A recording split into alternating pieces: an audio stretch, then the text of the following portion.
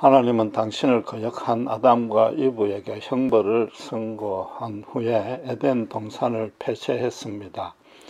인간이 지은 죄의 뒤처리를 완료한 것입니다. 그런데 이 기사를 접하는 신자로서는 참으로 아쉽고 섭섭함을 금할 길이 없습니다. 아주 장엄하고 감동적인 드라마가 막 열리기 직전에 그 남녀 주연 배우가 다른 극단에서 출연료를 2배로 주겠다는 그 게임에 빠져서 펑크를 내버린 그런 꼴입니다. 그래서 감독이 공연을 취소하고 무대 소품과 장치를 완전히 청소하고 극장까지 폐쇄한 느낌을 지울 수가 없는 거죠. 거기다가 본문에서의 설명이 너무 어렵습니다. 지금껏 어떻게 배워왔습니까? 아담과 이브가 타락한 상태로 생명나무 과일을 먹으면 그 상태로 영생을 하고, 또 그러면 하나님조차도 구원을 줄 방도가 없으니까 어쩔 수 없는 조처였다고 배워왔습니다. 그런데 과연 이 생명나무의 역할이 무엇이며 하나님이 처음에 의도했던 영생은 어떤 상태인지 구체적인 설명이 없고, 하나님이 정말로 그럴 수밖에 없었던지 언급이 없단 말입니다. 그런 설명이 없는 전통적인 해석만 배운 신자로서는 마치 어떤 연극이 아주 재미있다는 소문만 듣고 극장 앞에 왔더니 아까 말한 대로 주연 배우의 사정으로 공연이 취소되었다는 안내문만 덩그렇게 있는 거죠. 그 스토리가 뭔지 팜플렛도 없고 주연 배우 사정이 뭔지 전혀 설명이 없으니까 그냥 허무하게 발을 돌릴 수밖에 없는 그런 기분이 든단 말입니다. 지금 스타워즈가 전 세계에서 큰 히트를 치고 있는데 마침 본문 24절에 나오는 하염검 같은 무기가 그 영화에 나오지 않습니까? 그래서 아이랑 아빠가 그 영화를 보고는 레이저 강선검 장난감을 선물로 사줬는데, 이 아이가 그 레이저 검을 갖고 놀다가 가구도 부러뜨리고 자기 손에 부상을 입었습니다. 그러니까 아버지로서는 또 부상을 입을까봐 검을 압수를 했단 말이죠. 그런데 아버지의 뜻이 과연 그 검을 영원히 갖고 놀지 못하게 하는 것인가? 아니지 않는가 말이죠. 언젠간 돌려주지 않겠습니까? 스스로 노는 시간과 공부 시간을 조절할 줄 알고 흥분되는 감정도 절제할 만큼 성숙되는지 아버지는 분명히 지켜볼 것입니다. 그리고 아빠하고 공부할 때는 말고 공부 끝나고 갖고 놀겠다는 약속을 잘 지킬 태세가 되면 돌려준단 말이죠. 그런데 그 검을 돌려주는 이유가 단지 부상이 생길 염려가 없어졌기 때문만은 아닌 것이죠. 장난감을 갖고 놀면서 그 아이의 상상력과 창의력이 신장될 것이고, 그러면서 자기를 절제하는, 조절하는 훈련도 될 것이단 말이죠. 지금 전통적인 해석을 따르면은 아버지가 그 아이의 부상만 염려해서 레이저 검을 뺏었다는 정도로 그친단 말이죠. 그건 사실상 문자적인 해석이고 누구나 알 수 있는 얘기인 것입니다. 레이저 검을 압수한 아버지에게 더 깊은 뜻이 있었듯이 본문에 대해서도 이제는 더 폭넓고 깊은 차원으로 접근할 필요는 있는 것입니다. 오해는 마셔야 될 것이 전통적인 해석은 틀린 게 절대 아닙니다. 본문이 그렇게 말하고 있고, 또 아버지가 부상을 염려해서 압수한 것까지는 분명한 사실이지 않습니까? 그와 마찬가지인 것이죠. 그런데 이 전통 해석에 대해서 우리가 다시 살펴볼 때 제일 먼저 따질 것은 만약에 생명수 과일을 먹도록 놔뒀다면 과연 하나님께서 영생을 줄 방도가 없었는가? 그에 대한 설명입니다. 그건 하나님의 성품과 속성과 인간을 대하는 원칙에 비교해보면 좀 무리한 해석이고 상당한 모순이 노정이 되는 거죠. 하나님 그분을 너무 축소 제한시키는 결과를 낳게 되는 것입니다. 하나님께는 능치 못하실 일이 없습니다. 당신께서 법칙을 제정했다면 그걸 깰 수 있는 분도 당신입니다. 물론 하나님만이 세상의 어떤 존재와 달리 어떤 규칙에 대해서 단 한치의 오류 없이 처음부터 끝까지 신실하게 지킬 수 있는 유일한 분입니다. 또 하나님이 제정하신 규칙 자체가 완전하고 거룩하시니까 원칙적으로 하나님은 그렇게 하십니다. 그러나 그런 규칙조차도 하나님의 더 큰 목적과 영광이 있다면 그걸 깰 수 있다고 이해를 해야 되는 거죠. 간단하게 예를 들면 기적이 그런 의미 아닙니까? 말기암의 환자도 치료 한 번 받지 아니하고 기도만으로 완치되는 경우가 있고, 교통사고가 났을 때 차는 완전히 전파가 되는데 손가락 하나 안 다치고 멀쩡하게 걸어 나오는 기적을 지금도 종종 목격한단 말입니다. 지난주에 말씀드렸듯이 천하의 흉악한 죄인이라도 하나님만은 그걸 선하다고 간주해 줄 수 있는 유일한 분입니다. 또 그렇게 선하다고 간주하시는 하나님이 그런 선이 더 폭넓고 정확하게 그분의 선을 이해하는 것이단 말이죠. 하나님은 세상의 어떤 것으로도 제약은커녕 영향도 받지 아니합니다. 오직 스스로 자기에게만 묶이는 존재입니다만은 그 묶이는 것조차도 완벽한 절대적인 당신의 자유와 주권에 따라 묶일 뿐인 것입니다. 쉽게 말해서 하나님의 구원의 길과 생각은 우리와 다른 것입니다. 구원을 줄 방도가 없기 때문에 생명수를 옮겼다는 것은 어쨌든지 간에 좀 미흡하단 말이죠. 그런 해석이 가능하려면은 가일 자체에 마치 비아그라 같은 신비한 능력이 있어가지고 그걸 먹기만 하면 영생을 한다는 것이 전제되어 있는 것입니다.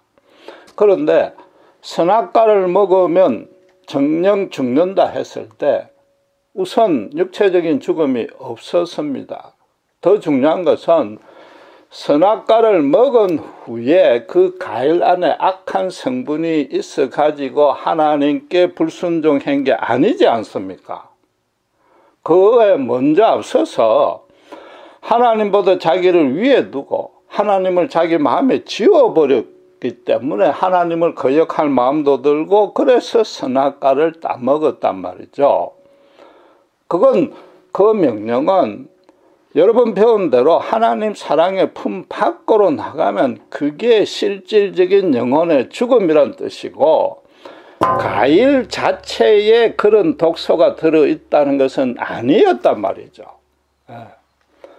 그럼 동일한 성경을 동일한 저자가 동일한 책에서 같은 문맥, 거의 같은 문맥 안에서 이렇게 상이한 기준으로 이해하고 접근하는 것은 성경 해석학적인 오류도 야기시키는 겁니다. 만약에 그 생명나무 안에 영생을 주는 능력이 내포가 되어 있다고 치면은 선악과 검정의 그 법적인 효율성과 하나님이 그런 언약을 주신 신실성에 아주 심각한 위협이 대두되는 것입니다. 선악과 검정이 뭐였습니까? 동산과일을 모두 먹을 수 있다. 선악과만 먹지 말라고 그랬단 말이죠. 그럼 그 모든 과일 안에 당연히 생명나무도 포함되어 있다고 보는 게 타당한 것입니다.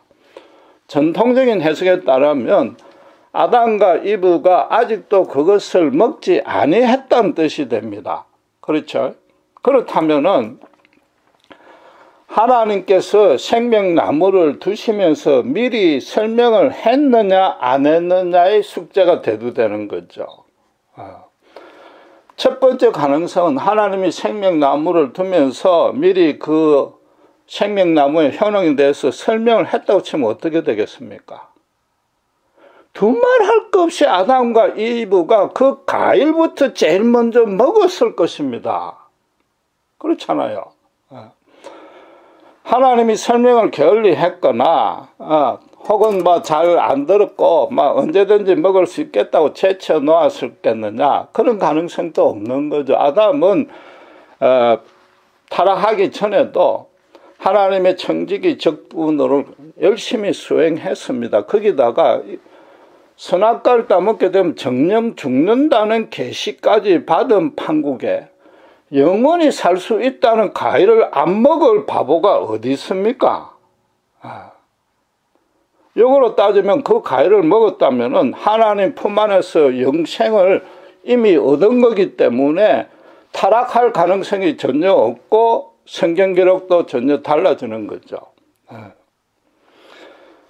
물론 그럴 가능성이 없지만은 아직도 안 먹었는데 하나님이 설명을 안 했거나 하나님이 아예 못 찾게 숨겨놨다면 그것도 말이 안 되는 거죠. 상거래 계약서에서 판매자가 자기 면책조항을 깨알같은 글씨로 맨 구석에 안 보이도록 집어넣어 놓은 그런 치사하고 비겁한 하나님이 되어버리는 거죠. 지금은 어떻습니까? 상거래 계약서에 그런 면책조항을 반드시 크게 잘 보이는 곳에 기록해두게 하고 그것을 소비자에게 설명을 시키고 그걸 설명 듣고 이해했다는 것을 사인을 해야만 매매 계약서가 유효해집니다. 세상 법정도 그러한데 거룩하시고 완전하신 하나님이 생명나무를 숨겨놓았거나 말을 안 했을 리는 없단 말이죠. 그러면 어차피 설명도 안 하고 못 먹게 했다면은 구태여 숨겨놓은 거를 지금 와서 옮기면 그 무슨 의미가 있습니까? 아무 의미가 없는 거죠. 혼자서 생명나무를 일방적으로 만들어 놓고 아담과 이브는 그 나무가 존재도 모르고 목적도 모르는 상태에서 일방적으로 옮겼고 그걸 또 성경에 기록해 놓은 데 무슨 의미가 있느냐 말이죠. 성경에서 말하는 영생을 자꾸만 이걸 시간적인 개념으로 해석하니까 이런 오류가 나오는 겁니다. 태초부터 영원토록 무한대적인 시간대 안에서 생존이 지속되는 것을 영생이라고 단순하게 이해한단 말이죠. 그건 성경이 말하는 영생이 아닙니다. 상식적으로 따져봐도 그건 너무나 불합리한 얘기입니다. 하나님이 처음부터 인간을 그런 존재로 만들려는 뜻과 계획이 있었다면 영 이상해지는 거죠. 너무 불합리해집니다. 그건 없다고 봐야 됩니다. 무한대적인 생존이 가능한 인간을 만들 생각이었다면 그 성품과 능력에서는 부족할지라도 어쨌든지 간에 신 같은 존재입니다. 그런 존재가 영원히 사는데 남자 여자를 따로 만들어서 성적 교섭으로 후손을 번식할 필요도 없고 이 땅에서 번영하라는 명령을 주실 필요도 없는 것입니다. 영생을 하고 있는 부모가 영생을 하는 자식을 계속 출생하면 어떻게 됩니까? 그야말로 멜데스의 인구론이 적용이 되는 거죠. 식량은 산술급술적으로 넣는데 인구는 기하급수적으로 넣는 거죠. 아무도 안 죽으니까 지구의 상에 이미 인간이 발을 디딜 틈조차도 없어질 것입니다. 거기다 더 중요한 것은 폭행이다, 살인죄다, 이게 성립이 안 되는 거죠. 그 법률이다, 윤리라는 게 제정될 의미도 전혀 없단 말입니다. 물론 하나님은 태초부터 영원까지 시간대적으로도 영존하십니다. 그러나 정확히 말하면은 하나님은 시 공간을 초월하고 그와 무관한 존재입니다. 시간은 물질계에만 적용이 됩니다. 창세기 1장 14절에 큰 강명과 작은 강명을 만들어서 사실과 연한을 조성했다고 나옵니다. 그러니까 우주의 모든 행성, 지구는 큰 강명, 항성이죠. 해와 작은 강명, 위성이죠. 달. 이것들의 움직임에 따라서 행성마다 특유의 시간대가 정해져 있고 시간의 개념이 각기 다르단 말이죠. 물론 하나님이 인류 역사에 직접 개입할 수 있습니다. 그 말은 이 시간대 안에 가시적으로 활동하신단 말이죠. 출애굽이든 구약이든 신약이든 하나님이 나타나신단 말이죠. 대표적으로 성육신이 하나님 당신 본체를 물질계 안에다가 제한을 시켰다 아닙니까? 그와 동시에 영이신 하나님은 우주 전체는 물론이요 천사와 사탄의 영계까지 통치하신단 말입니다. 그러니까 신자가 가장 먼저 해야 될 기도를 예수님이 뭐로 가르쳤습니까? 하늘에서 이루어진 뜻이 땅에서도 이루어지게 해달라고 그부터 기도했단 말이죠. 하늘의 영원한 가치와 계획들이 자기를 통해서 이 땅에 실현시키게 해달라. 그 일에 쓰임받기를 원합니다. 그 기도를 하라고 그랬지 않는단 말이죠. 하나님이 시간대 안에 제약을 받고 물질계도 임재하시지만은 그렇지 아니하는 영계도 주인이십니다. 물질계와 영계를 드나든다는 이 사실, 넘나드는 이 사실만 봐도 당신께서 만드신 법칙을 당신께서도 깰 수 있다는 증거가 되는 거죠. 신자도 죽으면 어떻게 됩니까? 육신은 이 땅에 남아 썩습니다. 영은 하나님의 영이 계시는 시간이 초월된 시간 밖에 있는 곳으로 들어갑니다. 그곳에는 시작과 끝이 없기 때문에 영생인 겁니다. 시간이 무한대로 계속되는 에버래스팅이 영생이 아니고 시작과 끝이 없는 것, 시간이 초월하여 시간 밖에 있는 차원인 이터너티, 그게 영생이고 성경이 말하는 바단 말이죠. 인간의 시작과 끝도 오직 삼위 하나님만이 주관하십니다. 그러니까 하나님이 알파요 오메가인 것이고 그분에게만은 시간이 하루가 천년이 되고 천년이 하루가 된단 말이죠. 인간을 이 땅에서부터 시간적으로 영생을 주시겠다는 것은 하나님의 창조 계획에 처음부터 없었다고 봐야 되는 것입니다. 창세기 1장 14절에 이미 큰 강명과 작은 강명을 만들었기 때문에 인간은 이 땅에서 생존하는 동안에 그 큰 영광과 작은 영광의 완벽한 조합에 따라서 운행에 따라서 영향받는 삶을 살아라, 그 뜻이고 인간의 각자의 수명도 하나님이 정해놓은 것에 따를 뿐입니다. 그러니까 그분이 하나님이요 우리의 주인이 되는 것입니다.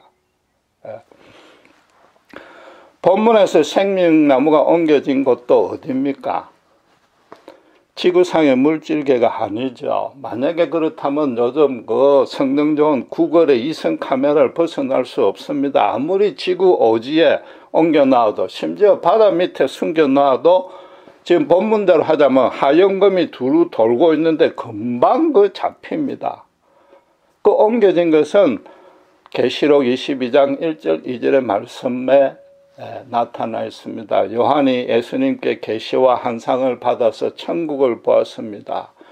천국에 생명수 강이 흐르는데 그 강 좌우에 생명나무를 옮겨 놨단 말이죠.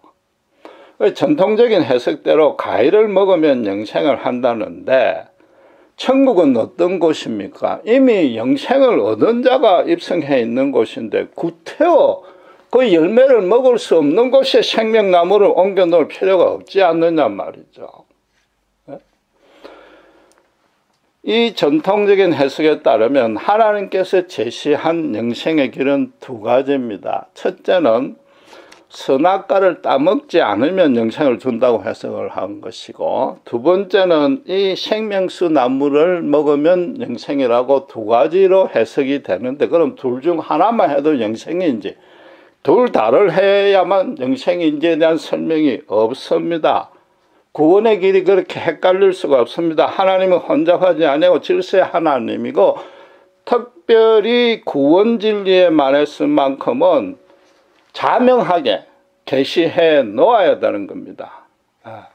창세기 기록을 또 자세히 읽어볼 필요가 있는데 선악과 검령을 주실 때 그걸 먹으면 죽는다고만 했습니다. 먹지 않으면 죽지 않는다라는 직접적인 언급은 없고 이 말씀 자체가 영생을 주신다는 계명으로만 해석해서는 안 되는 거죠. 이 땅에 사는 동안에 하나님만 따르라. 그게 너희의 은혜와 복이다. 그 말씀인 거죠. 오늘 본문에서 하나님이 염려한 것이 과연 무엇인가? 정작 인간에게 정말로 주고 싶은 것이 무엇인가? 영생이 필요 없는 천국으로 구태여 옮긴 이유는 무엇인가?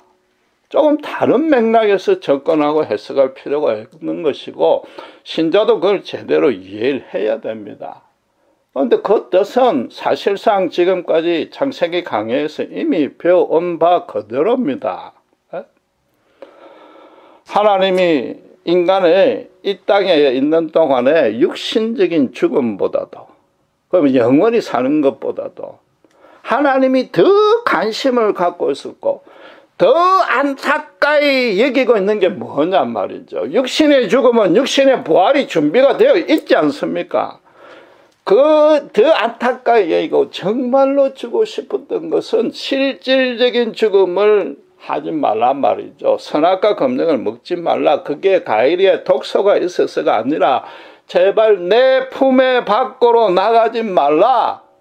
그게 인간이 이 땅에서 겪을 수 있는 최고로 비참한 상태다. 그게 하나님이 염려인 거죠. 유일한 염려인 거죠. 그래서 하나님과 분리가 되면 자기 자신과도 분리가 되고 이웃과도 분리가 되고 수치와 공포가 저절로 생기게 되는 것이며 인간적인 수단과 방법을 아무리 동원을 해도 교육과 훈련과 윤리와 사상과 철학과 종교를 훈련을 해도 평생을 수양을 쌓아도 그 절망의 상태에서는 도무지 벗어나지 못한다. 그게 죽음이다. 그것만은 하지 말라. 그게 하나님의 유일한 염려였단 말이죠. 그러면 영생은 뭡니까? 그 반대가 생명이요 영생 아닙니까? 인간이 스스로 나무잎을 만들어 입어봐도 아무짝에도 쓸모없음을 절감하란 말이죠. 흑암 중에서 혼자서 도저히 속수무책으로 있는데 하나님께서 먼저 찾아오셔서 아담아 내가 어디 있느냐 찾으셨고 그리고 성령이 역사해서 원래 하나님께서 창조하신 목적을 야단을 치면서도 그들에게 깨닫게 해서 해결케 했단 말이죠. 그래서 하나님이 처음에 맡겼던 그 신분과 위치로 복직을 시켰습니다.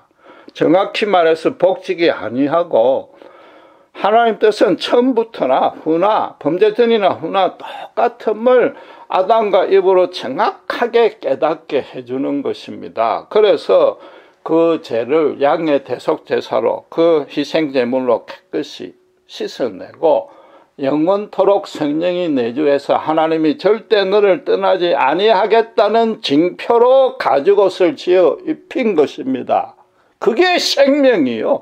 그게 영생이단 말이죠. 하나님 품 안에 있는 것, 그것만이 정령 인간답게 살 수 있다는 뜻인 겁니다. 그렇다면은 생명나무가 한 역할은 뭡니까? 하나님이 주시는 힘인 거죠. 생명력이요. 활력입니다. 표현이 이상하지만 일종의 정력제 같은 게 되는 거죠. 네? 타락 전에 먹었더라면은 또 먹었다면이 아니라 먹었다고 보는 게 타당하는 거죠. 하나님과 교제하고 동행하기를 소원하고 그런 힘이 계속 유지되고 증가시켜 준 것이죠. 하나님 품 안에 계속 남아 있게 된 것이죠. 하나님 쪽에서 공급하는 성령님의 보호와 인도가 생명이란 말이죠. 오늘날 신자로 치면은 말씀과 기도를 통해서 매일 누리고 있는, 받아서 누리는 하나님의 은혜와 권능이 바로 이 생명수단 말이죠. 그런데 타락한 상태에서 그걸 먹게 되면은 죄가 자꾸만 더 유지되고 증가되는 겁니다. 이걸 알기 쉽게 아까 레이저금에 비유를 하면은 그걸 작동시킬 수 있는 배터리인 셈입니다. 부모가 공부를 마치고만 갖고 놀겠다는 약속으로 받고 서로 언약을 하고 사줬단 말이죠. 선물로 사줬는데 아이가 당분간은 그렇게 지켰습니다.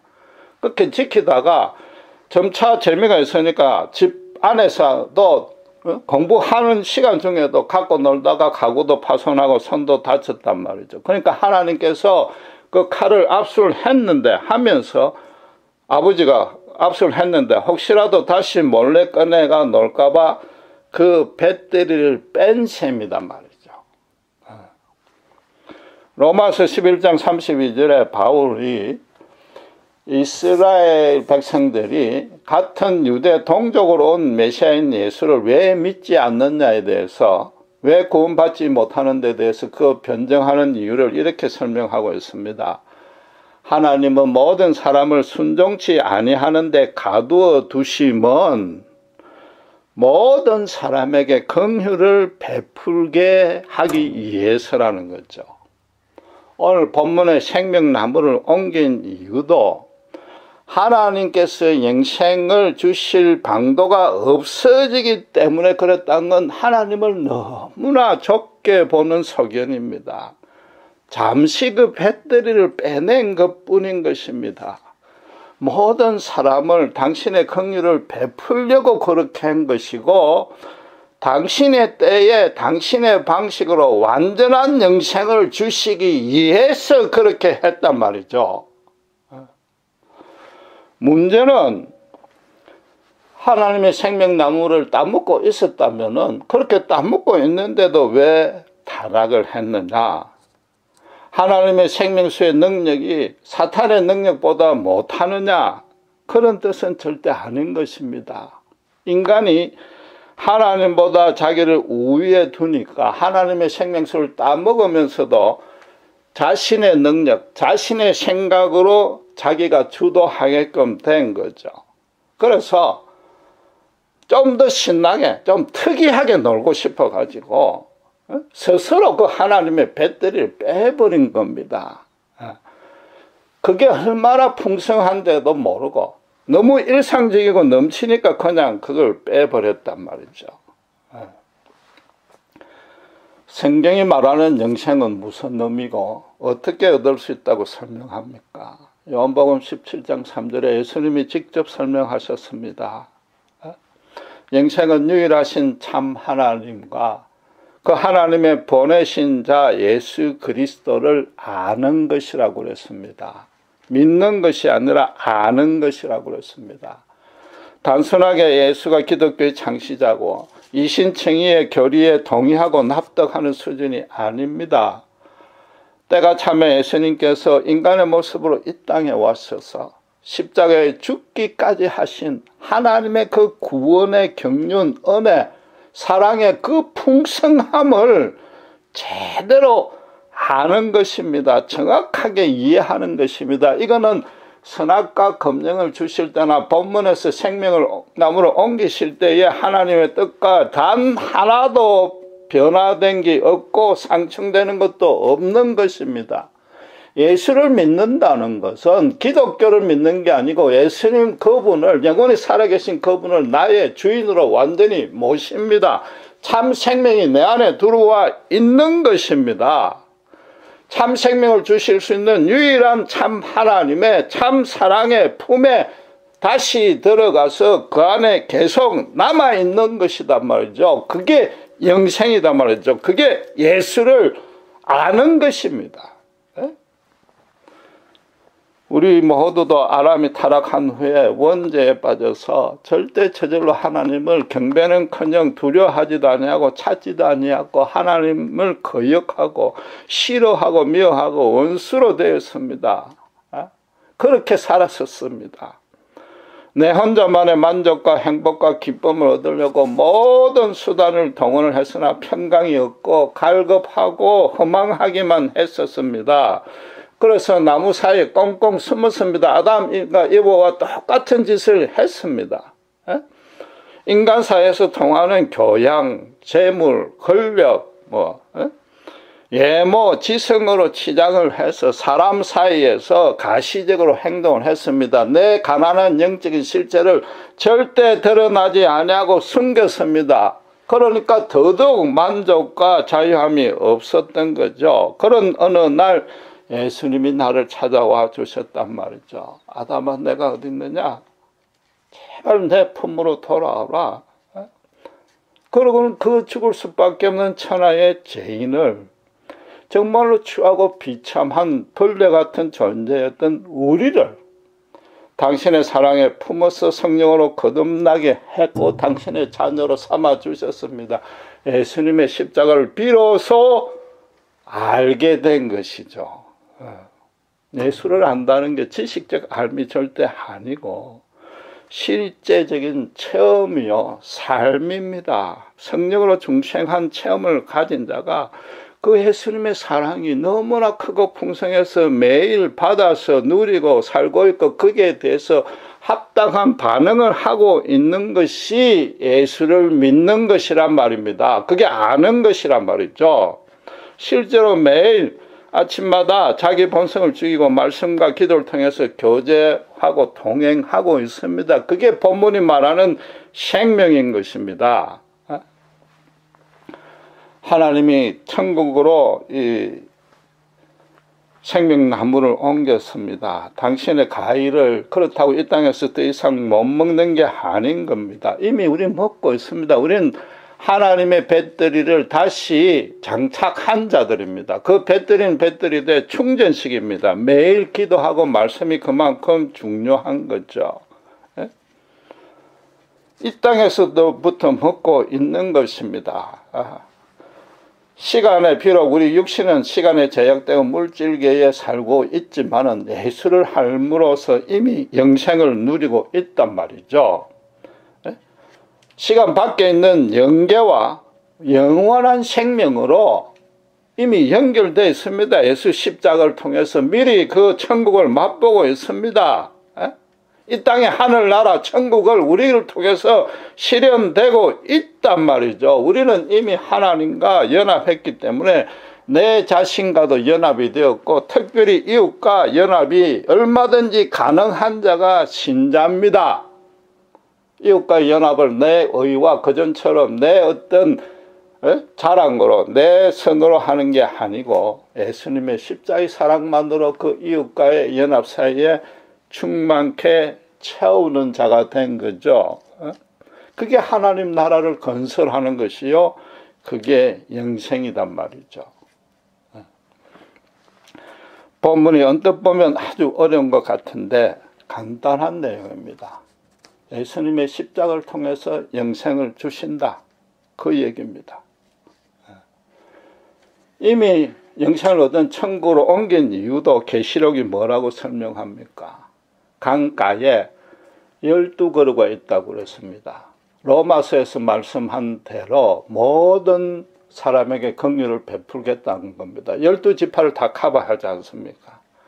달마다 열매를 맺는다고 그랬습니다. 사시사철 12달 열매 안 맺는 날이 없는 것입니다. 항상 구원의 문이 열려 있다는 겁니다. 그래서 뭐라고요?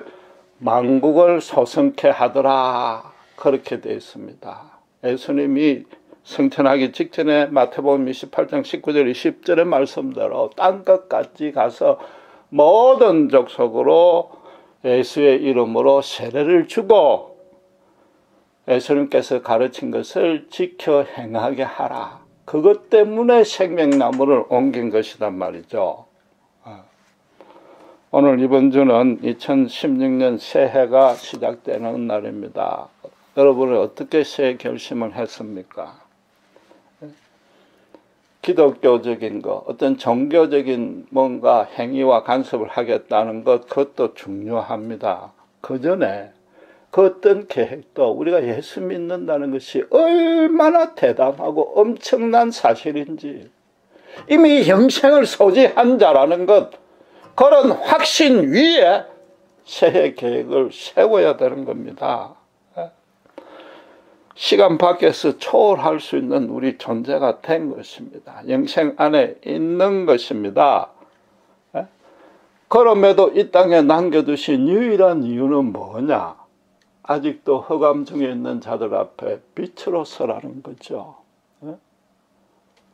모든 사람에게 만국을 소생케 하기 위해서 하나님 나라를 우리를 통해서 실현시키려고 남겨두신 겁니다. 올해의 계획이 내 혼자만의 형통의 계획이라면은 그 중에 비록 영적인 성숙, 경건한 내용이 포함되어 있다 할지라도 하늘의 뜻이 땅에 이루어지는 하나님 나라가 너를 통해 확장되는데 관심이 없다면은 그 계획은 하나님에게 받아들여지지도 아니하고 성취될 수도 없는 것입니다. 그게 오늘 말하는 본문의 뜻인 것입니다.